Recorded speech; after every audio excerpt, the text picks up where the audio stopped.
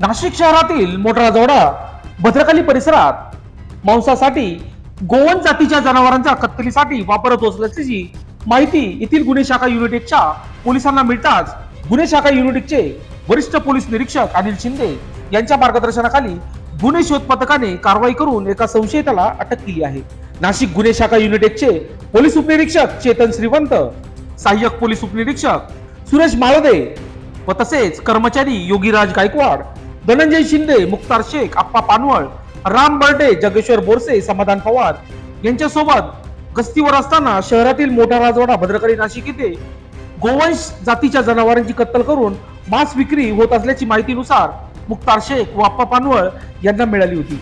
त्यानुसार वरील सर्व कर्मचाऱ्यांना कळवून नाशिक येथील मोठा राजवाडा भद्रकाली नाशिक येथे छापा मारून मारुती सुझुकी 800 गाडी क्रमांक MH04 DB 1932 या गाडीमधील शादाब बिस्मिल्ला कुरेशी वय वर्ष 46 राहणार घर नंबर 3715 कादरी मस्जिद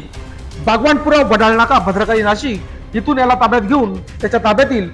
गोवंश जातीच्या जनावरांची कत्तल करून 200 किलोचे मांस मिळून आले आहे. शादाब बिस्मिल्ला कुरेशी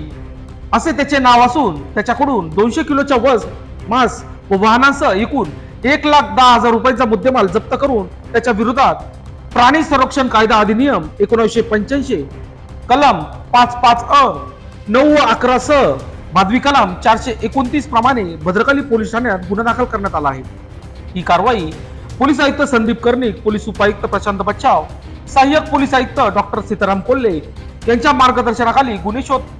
युनिट 1 चे वरिष्ठ पोलीस निरीक्षक अनिल शिंदे यांच्यासह गुन्हे शोध पथकाने ही कामगिरी केली आहे. लोकशास्त्र न्यूज साठी बंटी आढाव, नाशिक.